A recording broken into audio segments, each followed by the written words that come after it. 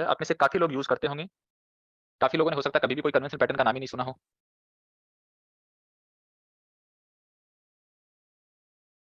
सबसे ज़्यादा जो डिस्कस किया जाता है ना, सबसे ज़्यादा जो डिस्कस किया जाता है कन्वेंशनल पैटर्न के अंदर में, जैसे हेड एंड शोल्डर ये तो चीज़ें ही हैं, बट इसके अलावा एक और है और वो है सपोर्ट रेजिस्टेंस थ्योरी, क्योंकि ये अपने आप में थ्योरी है। बाकी तो सबके सब एक-एक पैटर्न है कि head and shoulder pattern, head and shoulder theory नहीं, हेड एंड शोल्डर पैटर्न। लेकिन सपोर्ट रेजिस्टेंस तो एक पूरी थ्योरी बोलते हैं। कैसे काम करती है? जो अभी हमने बुल ट्रैप, बेयर ट्रैप में जो पिक्चर बना रहे थे ना, ऑलमोस्ट वही पिक्चर है।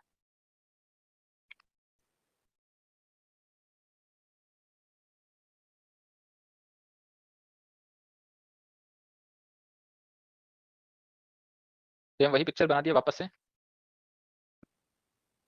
अगेन वही जो ऊपर वाली लाइन है वो है रेजिस्टेंस लाइन, नीचे वाली जो लाइन है वो है सपोर्ट लाइन।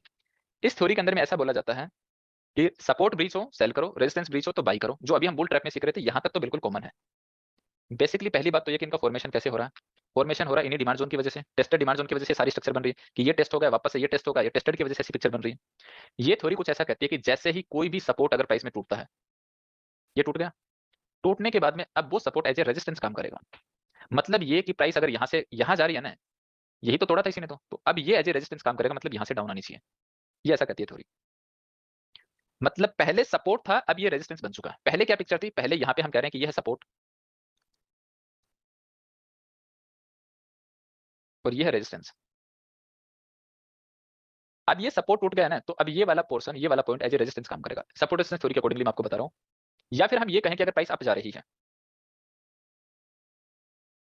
कि यहां से अप गई और वो अप जाते जाते रुकी नहीं, वो अप ही गई, मतलब उसने रेजिस्टेंस को बीच कर दिया। अब ये रेजिस्टेंस एज ए सपोर्ट काम करेगा। इसको जैसे प्राइस हिट करेगी तो यहां से अप जानी चाहिए। ये बिल्कुल एक नॉर्मल सी थ्योरी है सपोर्ट रेजिस्टेंस ट्रेडर की, कि support act as resistance and resistance act as support. और साथ के अंदर में वो ये और मानते हैं कि ये जितनी बार टेस्टेड हो रहा है ना, उतनी बार स्ट्रॉन्ग होता है। हम बस इनसे कंप्लीटली डिफरेंट है, कंप्लीटली डिफरेंट। मैं बताता हूं आपको इसके पीछे क्या रीजन होता है। पहली बात तो ये कि हमें क्लियरली पता है कि ये सारी पिक्चर बन रही है डिमांड जोन से। ये डिमांड है, ये डिमांड है। जब इतनी बार कोई भी डिमांड जोन टेस्ट होएगा तो टूटेगा, टूटेगा, पूरे चांसेस है। और जब किसी डिमांड ने, यहां से अगर प्राइस डाउन आई है, किसी डिमांड को तोड़ा, तो ये भी चांसेस है कि यहाँ पे कोई ना कोई सप्लाई बन जाए। और अब उस सप्लाई जोन के अंदर में जब एंट्री मिल रही है तो शॉक क्या होना, सरप्राइज क्या होना। हम यही रीड करते हैं कि उस सप्लाई जोन की क्लोजिंग अच्छी है, हम यही रीड करते हैं कि किसी सप्लाई जोन ने किसी डिमांड जोन को ब्रीच किया जिसकी क्लोजिंग भी अच्छी है, वहां पे हम शॉर्ट करते हैं। बस हम पूरी अप्रोच रखते हैं टॉप डाउन अप्रोच, क्योंकि ये अगर इतना ही रखा और ये इसको ब्रीच करके अगर वीकली को हिट कर गया, तो जरूरी नहीं है डेली वाला चले, ये इसको भी ऊपर जा सकती है। खैर वो चीजें हमें पता रहे, क्योंकि सारे मंथली क्वार्टरली के ब्लॉक हमारे चार्ट में बने रहेंगे, तो उस चीज में तो हम ट्रैप नहीं होंगे। मैं एक्सप्लेन करना चाह रहा हूँ इसका रीजन, कि इसके पीछे जो रीजन है ना वो यही है कि यहाँ पे ये वाला सप्लाई जोन, हो सकता है इसी ने इसको थोड़ा एक नया सप्लाई बना, और हो सकता है जो प्राइस नीचे आ रही है वो यहीं से आ रही है। लेकिन ये सप्लाई जोन यहाँ ना बन के यहाँ बनता तो क्या ये काम करता है? ऐसा ऐसा भी तो हो सकता था ना, यहाँ से ऊपर जाता फिर यहाँ से डाउन आता। यस बिल्कुल ऐसा हो सकता है, डिपेंड करता है कि ऊपर सप्लाई जोन कहाँ पे। ऐसा नहीं है कि मैं ये कह रहा हूँ इस लाइन से चलेगा ही नहीं, क्योंकि यहाँ पे भी तो लोग तो है ना ट्रेड करने वाले इस थ्योरी के अकॉर्डिंगली। इस थ्योरी के अकॉर्डिंगली भी तो लोग ट्रेड करने वाले हैं ना, तो 50-50 तो ये काम कर ही रहे हैं ना चीजें। हमें तो बस उस 50 के अंदर में भी हमें क्या गलतियां नहीं करनी है, वो चीजें ध्यान में रखनी है। बेसिकली इस पूरे सपोर्ट रेजिस्टेंस का मैं आपको ट्रूथ बताऊं तो ये सारे का सारा सपोर्ट रेजिस्टेंस बन रहा है। ये सारे के सारे, जैसे डिमांड की बात करी तो सिमिलरली सप्लाई ये वाले, और इस सप्लाई को खत्म किया, हो सकता है कोई डिमांड बने और उस डिमांड पे हमें एंट्री मिली हो, जिसमें हम ये कहते हैं कि क्लोजिंग अच्छी है और पूरे कंसोलिडेशन के ऊपर में क्लोजिंग दे दी है प्राइस ने। इनमें हम डब्ल्यूआईटी ट्रेड वगैरह निकालते हैं, वो एक अलग चीज है। अब कुछ एक पॉइंट सुनिए इंपॉर्टेंट। सपोर्ट रेजिस्टेंस थ्योरी के अंदर में कोई भी प्रॉपर एंट्री स्टॉप लॉस नहीं है। मतलब ये कि अगर ये थोड़ा सा यहाँ जाके ऐसे भी जाता है तो भी ये कहते हैं कि लाइन कंटिन्यू रहेगी, ये थोड़ा सा अप जाके भी आता है तो भी ये लाइन ऐसे बनती। बट हमारे अकॉर्डिंगली ऐसा नहीं होता। तो उनके अकॉर्डिंगली ऐसा अप एंड डाउन कर रहे हैं, ये ऊपर नीचे करें तो प्रॉपर कोई पॉइंट ही नहीं है, ना एंट्री का ना प्रॉपर स्टॉप लॉस का, क्योंकि रेंज से बाहर हो सकती है। हमारे पास में प्रॉपर प्रॉक्सिमल लाइन है, डिस्टल लाइन है, एंट्री स्टॉप लॉस रखने का पूरा एरिया है हमारे पास में। सपोर्ट रेजिस्टेंस थ्योरी ये कहती है कि जितनी बार tested, more number of test, उतना ही वो स्ट्रॉन्ग होगा। हमारी थ्योरी ये कहती है कि जितनी बार टेस्ट होगा उतना ही वो डिमांड सप्लाई वीक होंगे। हम उनसे जस्ट अपोजिट अप्रोच रखें, और ऐसा ही होता है, जितनी बार टेस्ट होगा मतलब पेंडिंग ऑर्डर पिकअप हो रहा है और उसके टूटने के पूरे पूरे चांसेस है। बेसिकली सपोर्ट रेजिस्टेंस कंफर्म कब होंगे? जब 2-3 बार टेस्ट हो चुका होगा तभी तो कंफर्म होंगे ना। ऐसा तो नहीं कि यहीं पे कंफर्म हो गए, वो एटलीस्ट 2-3 बार तो टेस्ट होंगे तभी तो कंफर्म होंगे ना कि हाँ ये सपोर्ट रेजिस्टेंस बन रहा है। थोड़ा कंसोलिडेशन कंफर्म तभी तो होता है ना, ऐसा थोड़ी ना कि हम ये कहते हैं कंसोलिडेशन हो गया। थोड़ा ऐसा होता है तभी तो हम कहते हैं ना कंसोलिडेशन चल रहा है प्राइस में, तभी तो ये लाइन ड्रॉ करेंगे आप सपोर्ट रेजिस्टेंस वाली। तो ये 2-3 बार होने के बाद में एक बार और ऐसा नाटक कर भी दे तो क्या फर्क पड़ गया उससे? क्या ये होगा कि सपोर्ट रेजिस्टेंस थ्योरी जो स्ट्रॉन्ग है? हमें पता है ये कभी भी इसका खेल हो सकता है, कभी भी, क्योंकि ये सारे के सारे मल्टीपल टाइम टेस्टेड हो चुके हैं। मतलब ये कि जो डिमांड सप्लाई जोन, यहाँ पे ये कि सपोर्ट टूटा एज ए रेजिस्टेंस काम करना, डिमांड टूटा एज ए वो काम करना। लेकिन हमारे डिमांड जोन सप्लाई जोन में ऐसा नहीं कि डिमांड टूटा तो एज ए सप्लाई काम करेगा, सप्लाई टूटा तो एज ए डिमांड काम करेगा। उनके पास में कोई प्रॉपर पॉइंट नहीं, हमारे पास में प्रॉपर पैटर्न है, डीबीआर, आरबीआर, आरबीडी, डीबीडी। उनके accordingly more number of test, zone strong, हमारे accordingly zone poor. In short ये सपोर्ट रेजिस्टेंस जो है वो क्रिएट होते हैं डिमांड जोन और सप्लाई जोन की वजह से। और सबसे लास्ट पॉइंट ये कि इनमें कोई भी ट्रेड स्कोर नहीं, हमारे पास में हर एक सेटअप का ट्रेड स्कोर है। इनमें कोई भी प्रॉपर पॉइंट नहीं है, अगर थोड़ा बहुत अप एंड डाउन हो रहा है तो भी वो उसे कंसीडर करते जाते हैं। मतलब इतनी बेसिक सीखने में सबको आसान लगती है, इसी वजह से चल रही है। और आज भी इनके ऊपर में ऐड चल रहे हैं। सोचिए सपोर्ट रेजिस्टेंस थ्योरी सिखाने के लोग वेबिनार कर रहे हैं इस थ्योरी के।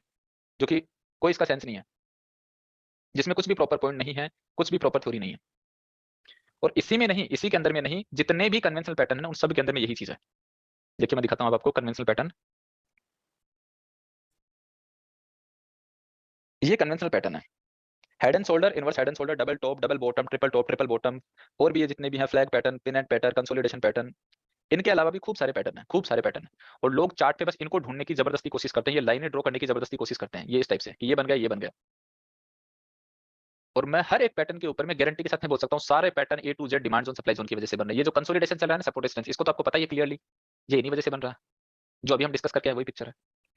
बाकी इन सारी पिक्चर को आप देख लीजिए, ये सब की सब पिक्चर जो है ना वो इसी वजह से बनती है। अगर मैं इस हेड एंड शोल्डर की मैं बात करूँ, इस वाले हेड एंड शोल्डर की, वापस से उसी पे आऊंगा, लेकिन पहले मैं एक बार आपको यहाँ पे बताता हूँ। ये थ्योरी ये कहती है,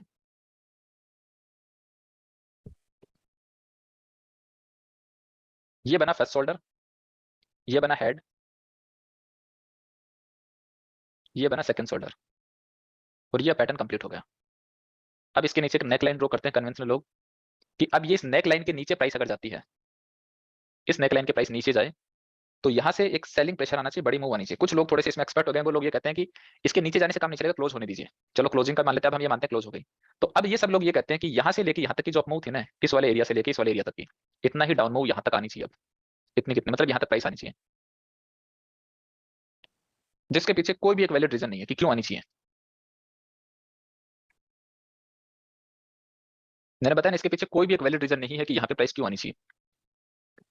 अब मैं ये कहूँ आप लोगों को, ध्यान से सुनिएगा जो मेरी अगली बात है इसको, कि ये जो पैटर्न बना यहाँ पे, पहली बात तो ये कि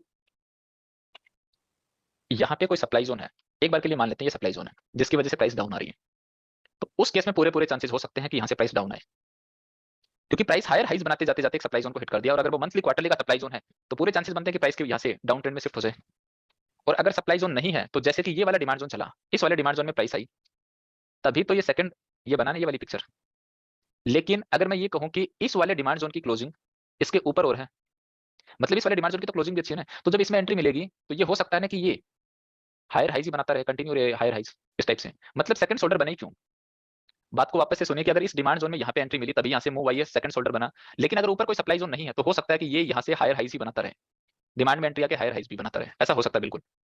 लेकिन तब वो लोग क्या करते हैं, यहाँ पे एक चैनल ड्रॉ कर देते हैं कि चलो चैनल पैटर्न बन गया, फाइनली ये चैनल किसी सप्लाई को हिट कर गया तो ये फेल हो जाएगा, और नहीं हिट कर रहा तब तक ये कंटिन्यू है। और अगर प्राइस सप्लाई जोन को सच में हिट कर चुकी है यहाँ पे, कि ये रहा सप्लाई जोन और इसको प्राइस हिट कर चुकी है, तो देखिए पहले वाले शोल्डर में हिट नहीं किया, हेड में हिट कर गई, हेड में हिट करी, हिट करने के बाद में प्राइस डाउन आ रही है, और डाउन के अंदर में एक ओरिजिन टाइप से डिमांड जोन है, चाहे डेली का ही हो, जिसने एक छोटी सी रिएक्शन दे दी। अभी हमें सब में पता है कि अगर इतनी दूर का कोई भी डिमांड जोन है, देखिए हेड तो तभी बनेगा जब एक ठीक ठाक सी मूव हो, इतनी सी मूव को तो हेड क्या कंसीडर करेंगे। तो जब ऐसी मूव डेली के ऊपर में भी है, तो या तो डेली की 2-3 लेग आउट होंगी स्ट्रॉन्ग स्ट्रॉन्ग, तभी तो इतनी बड़ी मूव होगी, तभी हेड बनेगा। तो इतनी बड़ी मूव में एक बार डेली वाली में भी पिक्चर आ रही है, क्वार्टरली या मंथली के सप्लाई जोन से, तो इतनी सी रैली तो आ सकती है ना हल्की सी। ऐसा जरूरी नहीं कि यहाँ से बड़ी मूव आए, लेकिन हल्की सी रैली आ सकती है ना। और अगर हल्की सी रैली आ गई तो बस ये शोल्डर कंप्लीट हो गया। लेकिन बना है इस डिमांड की वजह से, वापस से प्राइस डाउन आई, सब कुछ टेस्टेड होता जा रहा था, प्राइस हायर टाइम फ्रेम को सप्लाई को हिट करी, हिट करने के बाद प्राइस अगेन डाउन जा रही है, कोई गारंटी नहीं यहाँ तक जाए, क्या गारंटी यहाँ तक जाए। इसी डेली के जस्ट नीचे कोई फॉलोअप मंथली या वीकली का बन जाता, तो यहाँ से अगेन अप जा सकती है। या फिर मैं ये कहूँ कि यहाँ पे मंथली का नहीं है, यहाँ पे वीकली का है, वीकली को हिट करिए, वीकली को हिट करने के बाद में डाउन आई, इस डेली वाले से एक हल्की सी रिएक्शन आई, और अगेन डाउन आके वीकली को हिट कर गई, मंथली भी छोड़िए वीकली को हिट कर गई, सेम टाइम फ्रेम को। वीकली के तो पास पास हो सकते हैं ना, मंथली के तो चलो दूर दूर होंगे। तो यहाँ से ये पैटर्न वापस से चेंज हो सकता है ना, मतलब यहाँ से लेके इतने डाउन मूव आने की कोई गारंटी नहीं है, कुल मिला के बात ये है। और आपको एक बात बताऊं, अगर सप्लाई जोन यहाँ पे नीचे डिमांड जोन नहीं है ना, नीचे डिमांड जोन नहीं है, तो फिर हो सकता है कि यहाँ से इसने इस पूरे कंसोलिडेशन को जिसने खत्म किया, वो जरूरी यहाँ हो, चाहे वो यहाँ हो, यहाँ से प्राइस वापस से डाउन आ जाए। बट वो कितनी बार अपनी एंट्री को रिवर्स करते रहेंगे कि यहाँ पे सेल करना, इससे ऊपर जाते जाते वापस बाई करना, सप्लाई जोन से प्राइस वापस से डाउन आ जाना।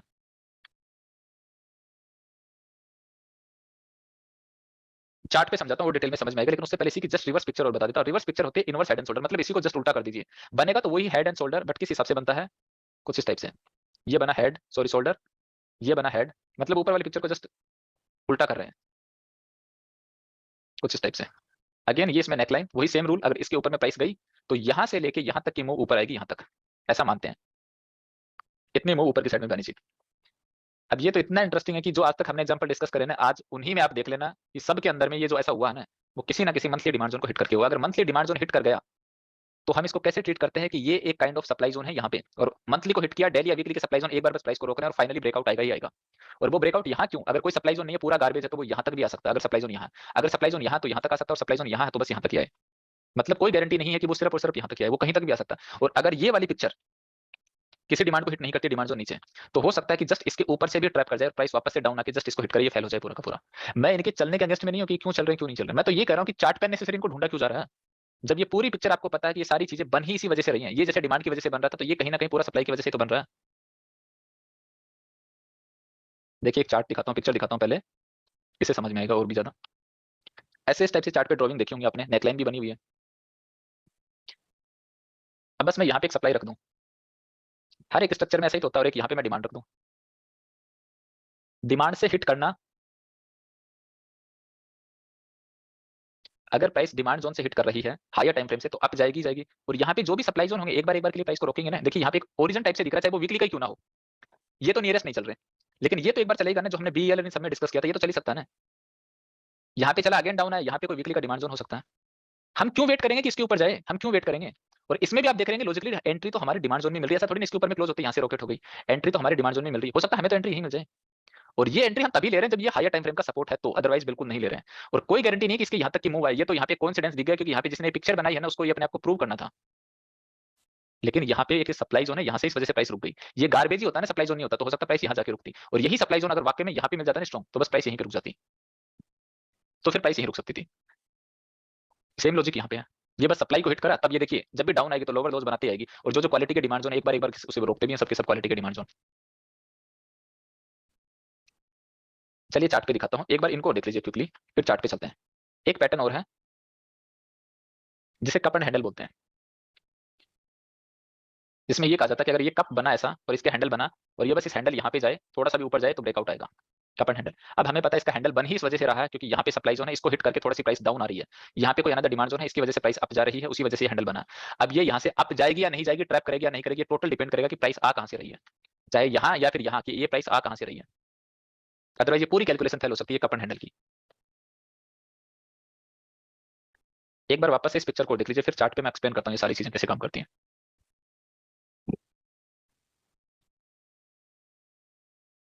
ये हो गया हमारा हेड एंड शोल्डर जो डिमांड से बन रहा है, ये inverse head and shoulder. Double top बिल्कुल सिंपल है, ये वाला डबल टॉप बनेगा इसकी वजह से सप्लाई जोन है, डबल बॉटम बनेगा इस वजह से ये यहाँ पे ये है, और ट्रिपल टॉप ट्रिपल बॉटम ये वाले टेस्टेड हो रही है, बस प्राइस उस वजह से बन रही है। अप मूव कब आएगा, अप मूव तब आएगा जब यहाँ पे कोई हायर टाइम फ्रेम का डिमांड जोन है, अदरवाइज नहीं आएगा, जो कॉलपाल में हमने देखा था। नॉन ऑथेंटिक की वजह से तो नेरो होती है, जो एचडीएफसी में देखा था, नॉन ऑथेंटिक की वजह से तो नेरो हो रही है यहाँ पे। ये जस्ट इसकी अपोजिट स्ट्रक्चर है, ये जो फ्लैग फ्लैग पैटर्न, इसमें से फ्लैग में से ये हटा दोगे तो यही चैनल पैटर्न बन जाएगा। ये बेसिकली फ्लैग पैटर्न होता है कि अप गई और फिर ऐसे कंसोलिडेशन कर रही है, अगर ऊपर की तरफ जा रही तो ब्रेकआउट आएगा। इसी फ्लैग को थोड़ा सा और नैरो कर दो, इसको नाम दे दिया पीनट पैटर्न। और ऐसे पता नहीं कितने नाम दे रखे, कितने नाम दे रखे हैं, इन सबको देखो मैं दिखाता हूँ आपको कैसे चलते हैं। सबसे पहले जो बीईएल हमने डिस्कस किया था उसी को देख लीजिए।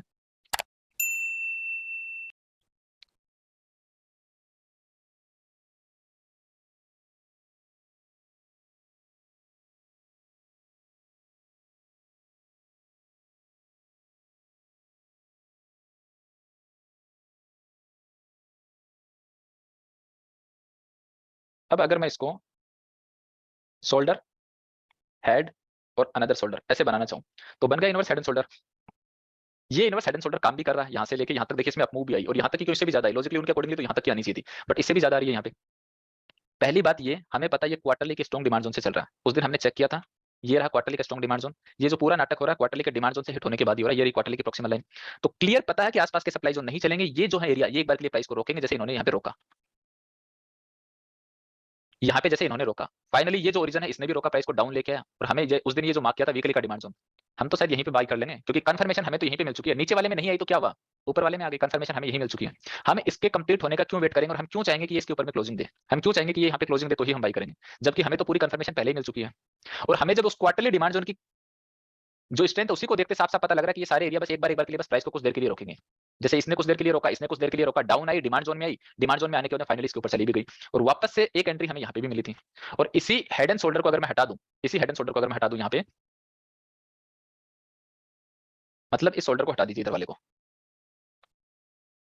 तो इसे ही लोग कप एंड हैंडल बोल देते हैं। और कप एंड हैंडल के अंदर में इसके ऊपर गई तो यहाँ बाई करते हैं। हमें पता है कि ये जो कप एंड हैंडल बन रहा है ये पूरा पिक्चर, ये बन ही इस वजह से रही है क्योंकि ये था डिमांड जोन, और इसको हिट किया, थोड़ी सी डाउन आई, इस वाले डिमांड जोन से हिट हुई, ये हैंडल कंप्लीट हुआ, और यहाँ पे ब्रेकआउट आने पे क्यों हम यहीं बाई कर चुके हैं, चलो मिस भी हो गई है, तो हमने तो उस दिन यहाँ पे ट्रेड निकाली थी ना, जब मैं ऑप्शंस के बारे में कुछ आपको ज्ञान दे रहा था, हमने तो यहाँ पे भी ट्रेड निकाली थी।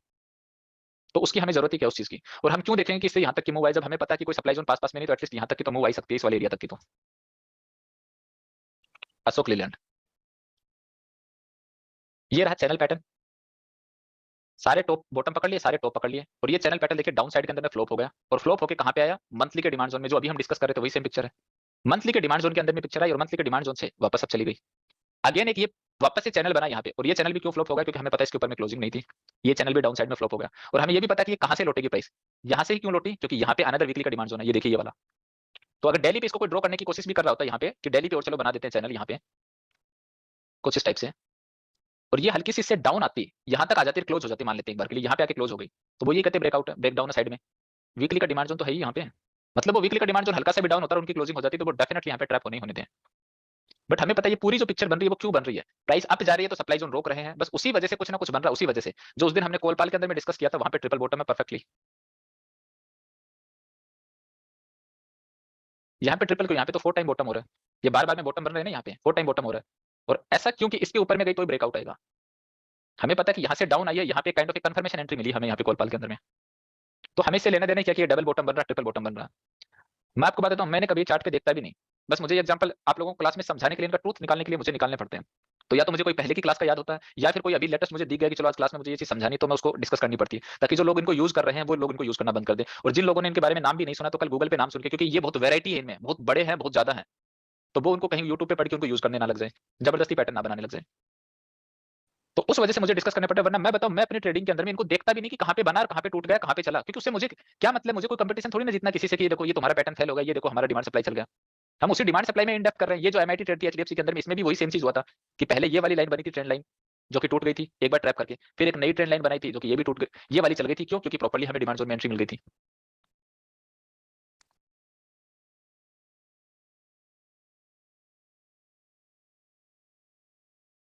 यहाँ पे देखिए कितने लंबे टाइम के लिए साइडवेज है प्राइस। अब कोई ये कहे कि ये कंसोलिडेशन है यहाँ से लेके यहाँ तक का, ये वर्टिकल लाइन और ये वर्टिकल लाइन इसके बीच में, इस बॉक्स के बीच में देखिए कंसोलिडेशन चल रहा है, ये बन क्यों रहा है, ये सारे डिमांड जोन की वजह से तो बन रहा है, ये सारे डिमांड ही तो इसकी वजह से, ये इसकी वजह से ये इसकी वजह से ये वाला बना, थोड़ी सी प्राइस और डाउन आई, इसकी वजह से ये बन गया। मतलब जो अप एंड डाउन वीक भी हो रही है ना, ये अप एंड डाउन वीक भी तो कहीं ना कहीं इन्हीं की वजह से हो रही है। आप यहाँ पे देखेंगे जो ये वीक अप एंड डाउन हो रही है यहाँ पे, कि कभी यहाँ तक आई फिर और भी नीचे चली गई, कुछ बच गया होगा यहाँ पे, उसको लेने गई होगी, ये यहाँ से चल गया, थोड़ा बहुत यहाँ बच गया, यहाँ पे इसको लेने के लिए आ गई, तो कहीं ना कहीं ये सारी जो एक्शन हो रही है इसी वजह से तो हो रही है। सेम ऊपर की तरफ देख लीजिए भले ही आप, और कोई ये कहे कि फाइनली इसके ऊपर में क्लोजिंग आ गई, सप्लाई जोन को देखिए जैसे हिट करते के साथ ही वो फेल हो गया, वापस से कंसोलिडेशन, और कोई ये कहे कि इसके नीचे डाउनफॉल आ गया, इसके नीचे डाउनफॉल आ गया, डिमांड जोन को हिट करते के साथ ही वापस से देखिए मूव आ गया।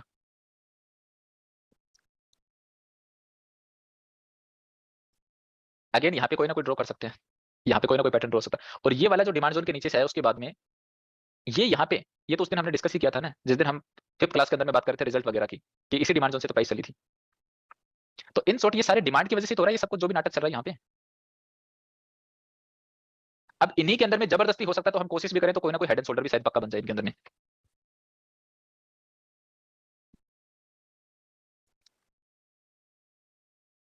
ये देखिए प्रॉपर कप एंड हैंडल है, कि इसमें कोई भी प्रॉब्लम नहीं है, जैसा चाहिए बिल्कुल वैसा का वैसा। ये तो वो कप एंड हैंडल है जो ट्रेंड में और आना चाहिए, कि बिल्कुल पॉइंट टू पॉइंट देखिए बन रहा है, पॉइंट टू पॉइंट एडजस्ट करने की भी जरूरत नहीं पड़ रही। और ये देखिए इसने इसके ऊपर में क्लोजिंग भी दे दी, ये रहा हैंडल, इसके ऊपर में क्लोजिंग भी दे दी, और इमीडिएटली फेल भी हो गया, क्योंकि ये रहा क्वालिटी का सप्लाई जोन, इस वाले सप्लाई जोन से ये फेल भी हो गया, और जबकि प्रॉपर कैप एंड हैंडल था, कोई भी प्रॉब्लम नहीं थी, और कप एंड हैंडल की कंफर्मेशन भी मिल चुकी है यहाँ पे। वीकली पे भी सप्लाई जोन है, ये देखिए यहीं पे डेली वीकली का सप्लाई जोन था, कप एंड हैंडल इमीडिएटली बना, फेल हो गया। यहाँ पे भी शायद कुछ ना कुछ तो बन ही जाता है यहाँ पे भी, पर आपको क्लियरली पता कि कुछ भी बने, चल तो सबकी सब चीजें सप्लाई जोन से रही है ना, चाहे कुछ भी बने कहीं पे भी। इन शॉर्ट आपको एक पिक्चर दिखाता हूँ, उससे और भी ज्यादा क्लियरिटी मिलेगी कि ये जो पिक्चर जो भी बन रही है, ये तो क्या यहाँ पे प्लॉट डिमांड जोन, या फिर पहले सप्लाई जोन कर लेते हैं, ये रहा सप्लाई जोन और ये रहा डिमांड जोन, दोनों मान लेते हैं मंथली या क्वार्टरली टाइम फ्रेम के, मतलब बड़े टाइम फ्रेम के हैं। अब प्राइस डाउन आ रही है कुछ इस टाइप से, आपको पता जैसे ही इस एरिया को हिट करेगी रिवर्स होनी चाहिए, डेली पे आ रही है डाउन, हिट होनी चाहिए, और अगर ऐसा कोई चैनल बन भी रहा है जिसकी अगर चाहे कंफर्मेशन मिल भी गई थी डाउन साइड में, तो वो फेल होनी चाहिए। अगर अप जा रही है तो आपको पता है कि जो जो भी क्वालिटी के होंगे डेली के अंदर में किसी वीकली का हो रहा है, तो वहां प्राइस को रुकेगी, मतलब अप जाने से प्राइस रुकेगी।